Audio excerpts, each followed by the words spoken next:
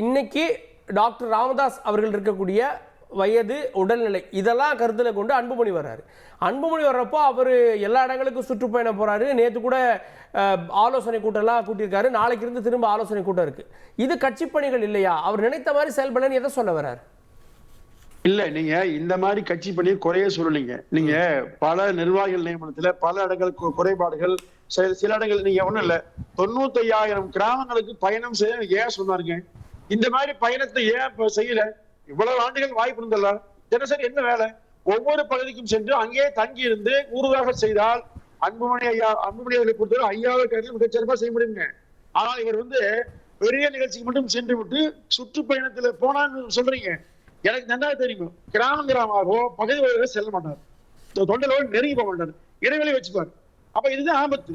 மருத்துவரையா ஒன்றாக சாப்பிடுவார், ஒன்றாக படுத்துவார், ஒன்றாவே பேசுவார், வித்தியாசமே இருக்காதுங்க. உண்மையை சொன்னா இந்த மாதிரி தலைவர் பாட்டாளி மக்கள் கட்சி என்கிற பெயர் உள்ள அந்த கட்சி பெயருக்கு ஏற்ற மாதிரி மருத்துவரையா இருந்தார். நேர்மாறாக அன்புமணி இருக்காங்க குற்றச்சாட்டு. அதுதான் மருத்துவரையை வெளிப்படுத்தினார். சோமு பதில். அதாவது இது சோசியல் மீடியா காலத்தில் பார்த்தீங்க அப்படின்னா, இப்போ நடைப்பயணம் போனது வைகோ கூட போனார், அது மாதிரியான ஒரு விஷயங்கள் இருக்குது. நான் நடைப்பயணம்னா வைகோ ஞாபகம் வரும் அப்படின்னா, அது மாதிரி கிராமம் போனோன்னா அது மாதிரி ராமதாஸ் மாதிரி இன்னும் சில தலைவர்கள் இருக்கிறாங்க, போயிருக்கிறாங்க. எல்லாரும் இல்லைங்க, நெருங்கி பழகினார் அவர் அப்படின்றார். இப்போ எல்லாரும் நெருங்கி பழகி தான் உட்காந்து பேசணுங்கிற அவசியம் இல்லை. நம்ம ஊடகவியலாளராக இப்போ நானே 30 வருஷமாக இருக்கேன். இப்போ ராமதாஸ் ஒரு 3 தடவை பேட்டி எடுத்துருக்கிறேன், அன்புமணி எடுத்துருக்கிறேன். எதிர்மறை கேள்விகள் தான் அந்த மாதிரி ஒவ்வொருத்தரையும் எடுத்துக்கிறேன். நம்ம அனுமானிக்கிறோம். இந்த அனுமானம் இருந்தாலே நம்ம பேசலாம் அவங்கள பற்றி. இப்போ உலகத்தில் இருக்கிற ஒவ்வொருத்தரையும் நெருங்கி உட்காந்து பேசணுங்கிற அவசியம் கிடையாது. அது நமக்கு ஊடகத்துக்கு முடியாது, தேவையும் இல்லை. இப்போ நம்ம பார்க்கும்போது பார்த்தீங்கன்னா, இப்போ ஒவ்வொரு 93,000 கிராமத்துக்கு போனார்னா இவரும் அங்கே போய் போகணும் அப்படிங்கிற அவசியம் இல்லை இந்த சோசியல் மீடியாவில். ஒரு நிமிஷம் ஒன்று. இன்னொரு இது பார்த்தீங்க அப்படின்னா, இவருடைய பேச்சு தடுமாற்றம் இருக்குல்ல, அதில் ஒரு தடுமாற்றத்துக்கு சொல்கிறேன். இவர் சொல்கிறாரு, தமிழ் குமரனுக்கு சினிமா உலக நட்பும் விளம்பரம் செல்வாக்கெலாம் இருக்குது, அதனால் பயன்படுத்தலாம் அப்படின்னு அவர் கட்சி பொறுப்பு கொடுத்தேன், அதை இவர் ஒத்துக்கலைங்கிறாரு. தமிழ் குமரனுக்கு அந்த மாதிரி செல்வாக்கே கிடையாது. ஏன்னா அவர் லைக்கா நிறுவனத்தில் ஒரு பொறுப்பு அதிகாரி, அவ்வளோதான். அவர் சொன்ன உடனே ஒரு சினிமா நடிகையோ பாமகவுக்கு ஓட்டு போடுங்கன்னு சொல்லி தேர்தல் நேரத்துக்கு வருவாங்களா? தவிர இவங்க தான் சினிமாவை எதிர்க்கிற ஆளாச்சு. அந்த மாதிரி ஆபாசமான சினிமா வேண்டாம், புகைப்பிடிக்கிறது வேணான்னு. அப்போ இவர் சொல்லக்கூடிய காரணங்களே ஏதோ இட்டு கட்டி சொல்ற மாதிரி தான் இருக்கே தவிர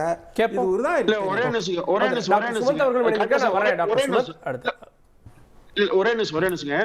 நீங்க ராமதாஸ் பொறுத்தவரையில நீங்க சொல்ற மாதிரி இல்ல. இப்ப சோசியல் மீடியா காலத்திலும் இந்த காலத்துக்கு தகுந்த மாதிரி தன்னை தகவமைத்துக் கொண்டு அதற்கேற்று செயல்படுவது அவர். இங்கிருந்து விலையெல்லாம் போடுங்க. பல கற்காலமாக அவர் இல்ல. சோசியல் மீடியாவை சமூக ஊடக பேரவை துவங்கி அதை வீரியமாக்கிது அவர் தான். இல்ல, சோசியல் மீடியா வந்த பிறகு கிராமம் வரைக்கும் நம்ம நேரடியா போக வேண்டிய தேவை இல்ல அப்படின்ற பார்வை சொல்றாங்கல்ல. இல்ல சார், ரெண்டுமே தேவைங்க. மக்களையும் சந்திக்க வேண்டும், சமூகம் பயன்படுத்தணும். ஐயாவுடைய கொள்கை அதுதான் பாமக பயன்படுத்தும். ஓகே, கேட்போம். நான் திரு தாமோதரன் பிரகாஷ், இது கடந்த சில மாதங்களாக பார்க்குறப்போ குடும்ப சண்டை, முகுந்தனுக்கு பதவி அப்படின்றதான் ஒரு ப்ரொஜெக்ஷன் இருந்தது. ஆனால் அரசியல் ரீதியான விவகாரங்கள்லாம் சொல்கிறார், எந்தெந்த முடிவுகள் எடுத்தப்பெல்லாம் பிரச்சனை வந்தது அப்படின்னு எப்படி பார்க்குறீங்க? டோட்டலாக ராமதாஸ் எப்படி இப்போ வைகோ கூட சொல்லுவாங்க, நாஞ்சில் சம்பத்தோட ஒரு மொழி, தான் பெற்ற பிள்ளையை தானே தின்றொழித்த அது மாதிரி அப்படின்னு வைகோ கட்சி அழிச்சிட்டதா சொல்லுவாங்க. அந்த மாதிரி இன்றைக்கி ராமதாஸ் டோட்டலாக பிஎம்கேவை டிஸ்ட்ராய் பண்ணிட்டார்.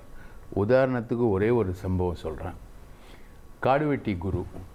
காடுவெட்டி குருவை அவமானப்படுத்தினார் அன்புமணி அப்படின்னு சொல்கிறது ரொம்ப ரொம்ப சென்சிட்டிவ். கடலூர், அரியலூர் உட்பட அந்த மாவட்டங்களில் காடுவெட்டி குருவை தெய்வமாக நினைக்கிறாங்க. மிகப்பெரிய தெய்வமாக வன்னியர்கள் நினைக்கக்கூடிய அந்த மாவட்டங்களில் இனி அன்புமணி போகவே முடியாது. சுற்றுப்பயணம் இல்லை, எந்த பயணமும் அவரால் மேற்கொள்ள முடியாது. ஏன்னா அவ்வளோ பெரிய இர்ரிப்பேரபிள் டேமேஜ் பண்ணிட்டார். இவர் ராமதாஸ் மிக மோசமாக தாக்கப்பட்டிருக்காரு பர்சனலாக. மிகப்பெரிய போராளி அவர் ராமதாஸ் ஒரு சமூகத்தை விடியலுக்கு கொண்டு இடஒதுக்கீட்டுக்காக 21 பேர் தியாகம் செய்யக்கூடிய அளவுக்கு கொண்டு வந்தவர். அவர் அந்த இவர் சொல்லக்கூடிய அந்த இன்சிடெண்ட் இருக்கு இல்லைங்களா, அந்த கண்ணாடி டம்ளரை தூக்கி அவங்க அம்மா மேலே எரிஞ்சார், அதில் நிறைய இன்டர்பிரிட்டேஷன்ஸ் இப்போ வந்துக்கிட்டு இருக்கு. அது அவங்க அம்மா மேலே எரியல, அவர் மேலே தான் எரிஞ்சார். அதே மாதிரி சௌமியா அன்புமணி முழுக்க இவர் அட்டாக் பண்ணி மோசமாக பேசினாங்க. இது எல்லாமே நீங்கள் பார்த்தீங்கன்னா பாஜக அப்படின்ற ஒரு கூட்டணி, அண்ணாமலை அப்படின்ற ஒரு சக்தி, அதிமுகவும் பாமகவும் நேச்சுரல் அலையன்ஸ்னு டிஸ்கிரைப் பண்ணுறாங்க. நேச்சுரல் அலையன்ஸ் தான், அவங்க 2 பேருமே நேச்சுரல் அலையன்ஸ் தான். இன்றைக்கி 75 சீட்டு வந்து அதிமுக ஜெயிச்சிருக்குன்னா அதுக்கு காரணம் பாமக தான்.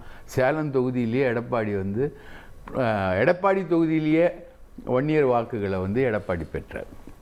அதுதான்.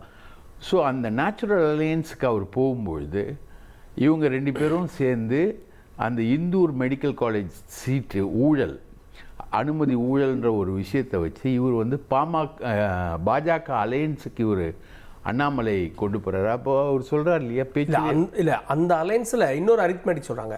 ஒருவேளை அதில் யார் ஜெயிச்சிருந்தாலும் மத்திய அமைச்சர் இல்லையா இன்றைக்கி இருக்க நம்பருக்கு, ஏன் அதை ஒரு கணக்காக வச்சு அன்புமணி அவர்கள் முயற்சிச்சிருக்க மாட்டார்?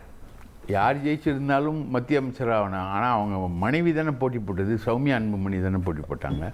அவங்க சௌமியா அன்புமணி இங்கே தாங்க இவர் வந்து முகுந்தனை கொண்டு வரணும்னு நினைக்கிறாரு. இவங்க வந்து சௌமியா அன்புமணியுடைய மகளை கொண்டு வரணும்னு நினைக்கிறாங்க இவங்க. ஸோ இந்த ஈக்குவேஷன் தான் இந்த குடும்ப பிரச்சனைகளுக்குள்ளே தான் ஒரு பெரிய அளவுக்கு முத்தி போய் அவர் வந்து முழுக்க எதிராக நின்று ராமதாஸ் பேசுகிறாரு. அவருடைய பேச்சில் வந்து இருக்கக்கூடிய வலிகள் வந்து ஒரு தகப்பனை இகழற பிள்ளைய பார்க்க முடியுது. ஒன்றே ஒன்று மட்டும் நான் சொல்லி முடிச்சுக்கலான்னு நினைக்கிறேன். ராமதாஸ் இல்லாமல் பாமக கிடையாது. ராமதாஸோட இந்த முடிவு வந்து பாஜக அதிமுக கூட்டணிக்கு வன்னியர் வாக்குகள் விழுவதில் ஒரு மிகப்பெரிய பின்னடைவை ஏற்படுத்தும். 1. 2வது, பாமக இனி ஒரிஜினல் பாமகவாக இருக்காது. அது 2ஆக உடஞ்சிருச்சு. அன்புமணி தலைமையில் ஒரு பாமக இயங்கும். அதுக்கு பாஜக முயற்சி பண்ணி மாம்பழ சின்னம் கூட வாங்கி கொடுக்கும். பொதுக்குழுவை அன்புமணி கூட்டுவார். முழு பிளவை நோக்கி போயிடும் அப்படின்னு சொல்ல வரீங்களா? முழு பிளவு இல்லை, இந்த குற்றச்சாட்டு இருந்தாலும் கடைசியாக நான் சொல்லுவாங்க நீரடித்து நீர் விலகாது அப்படின்னு. ஒரே குடும்பம் பேசிக்குவோம், அதுக்கப்புறம் இந்த முரண்கள்லாம் களையிறதுக்கு ஒரு பேசிட்டு இருக்காங்க இப்ப அப்படின்ற விஷயம் சொல்றாங்க. ஒரு பொதுக்குழுவில் இந்த பிரச்சனை வந்தது, முகுந்தன் பிரச்சனை. அதுக்கப்புறம் பாமக வந்து மிகப்பெரிய சித்திரை திருவிழா ஒன்று நடத்திச்சு. அதில் எல்லாம் முடிஞ்சிச்சுன்னா எல்லாரும் பத்திரிகையாளர்கள் நம்ம எல்லாருமே பார்த்து இது முடிஞ்சிருச்சு, அவங்களுக்குள்ள ஒன்றும் பிரச்சனை இல்லை. ஆனால் இப்போ வெடிக்குது, மறுபடியும் வெடிக்குதுன்றப்போ இது வந்து 2024 எலெக்ஷன்ல இருந்து இந்த பிரச்சனை உள்ள இருக்கு அப்படின்னு சொல்ல வரீங்களா? பாஜக உள்ள வந்ததுக்கு அப்புறம் பாஜகவால தாங்க பிரச்சனை. பாஜக தாங்க பாமகவை உடைக்குது. இதுதான் என்னுடைய அடிப்படை கேள்வி. இன்னைக்கு அதிமுக வேணும் அப்படின்னு மருத்துவர் ராமதாஸ் முடிவெடுத்தா அதிமுக, பாஜக வேணும்னு அன்புமணி முடிவெடுத்தா அதுவும் அதிமுக. 2 பேரும் இன்னைக்கு ஒன்னா தானே இருக்காங்க. இன்னைக்கு ஒன்னா இருக்காங்க. அன்னைக்கு அதுக்கான விதையை, உடைப்புக்கான விதையை வந்து எங்கேருந்து வருது? அவர் அதிமுகவோட போகணும்னு சொல்லிட்டு, ஏன்னா அன்புமணி ராமதாஸுக்கு மாநிலங்களவை உறுப்பினர் பதவி கொடுத்தது அதிமுக. ஆனால் அந்த அதிமுக வந்து சட்டமன்ற தேர்தலில் நிற்கும்போது இந்த பாமக வந்து அவங்க கூட தானே நின்று இருக்கணும். அந்த நன்றி மறந்த செயலை செய்வதற்கு ராமதாஸுக்கு விருப்பம் இல்லை. ஆனால் அண்ணாமலை ப்ளஸ் அமித்ஷா இவங்க எல்லாரும் சேர்ந்து அன்புமணியை ப்ரெஷர் பண்ணுறாங்க. அதில் தான் இந்த இது வந்துருச்சு, இது உடைந்துருச்சு. அடுத்து பொதுக்குழு, டாக்டர் ராமதாஸ் பாமகவை விட்டு நீக்கம் அப்படின்ற ஒரு லெவலுக்கு இவங்க போவாங்க. நாளையிலேருந்து ஆரம்பிச்சிருவாங்க. கேட்போம் டாக்டர் சுமந்த் அவர்கள்ட்ட. இது ஒரு பிளவு உறுதியாகி இருக்கு அப்படின்ற பார்வை எடுக்கிறாங்க. நீங்கள் அப்படி பார்க்குறீங்களா? ஏன்னா பலரும் வந்து திரு ஜி.கே. மணிலேருந்து உங்களை இணைக்கிறதுக்கான வேலைகளில் ஈடுபட்டிருக்காங்க, திரும்ப பேசுறதுக்கான அப்படின்ற செய்திகள் எல்லாம் கூட சொல்கிறாங்க. எப்படி பார்க்குறீங்க? முதல்ல இது வந்து ஒரு குடும்பத்திற்குள் நடந்துகிட்டு ஒரு பிரச்சனை. இது வந்து இப்படிதான் முடியும் அப்படிதான் முடியும்னு சொல்வது ரொம்ப ரொம்ப ரொம்ப கடினம். நமக்கு நினைவு இருக்கலாம், ஒரு காலகட்டத்தில் திமுகவில் மாறன் சகோதரர்களுக்கும் கலைஞர் குடும்பத்துக்கும் ஒரு பிரச்சனை ஏற்பட்டு அது கிட்டத்தட்ட மிகவும் விரைவாக சரி செய்யப்பட்டது. இன்னைக்கு வந்து அந்த பிரச்சனை இருந்ததுக்கு சாயலே கிடையாது நம்மகிட்ட. அதனால நிச்சயமா வந்து இது எப்படி முடியும் அப்படிங்கிறத ப்ரெடிக்ட் பண்றது ரொம்ப ரொம்ப கடினம். ஆனால் இதை முடிவுக்கு கொண்டு வருவதற்கான முயற்சியை எடுத்துக்கொள்வதற்கு அதிகமாக செயல்பட வேண்டியவர் டாக்டர் அன்புமணி.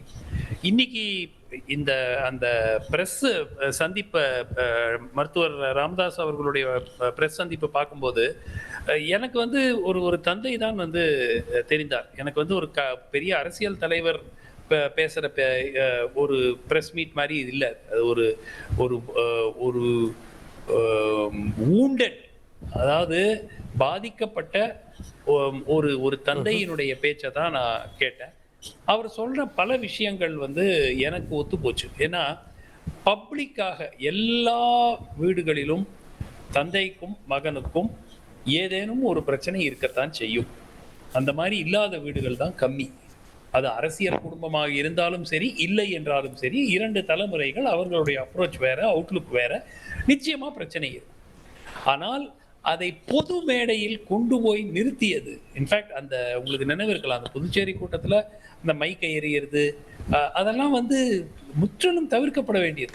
ஸ்டேஜ்லயே வந்து என்ன தனியா வந்து பாருங்க, இந்த இடத்துல நான் இந்த இதுல பனையூர்ல இந்த ஃபோன் நம்பர்ல வந்து தொடர்பு கொள்ளுங்க, இதெல்லாம் பொதுவெளியில் தவிர்க்கப்பட வேண்டிய விஷயங்கள் தானே. அதே மாதிரி இவர் வந்து மாவட்ட செயலாளர்களை ஒரு மீட்டிங் கூப்பிடுறாரு. அவர் சொல்றாரு, இப்போ இவர் ஃபோன் பண்ணி எல்லாரையும் வராதீங்கன்னாரு. ஸோ நிச்சயமா இதெல்லாம் வந்து ஏங்க, நான் எல்லா விஷயத்தையும் விட்டுடுங்க. இன்னைக்கு அன்புமணி ஒரு அரசியல் தலைவராக நிற்கிறார் என்றால் அதற்கு யார் காரணம்? தந்தை தானே காரணம்.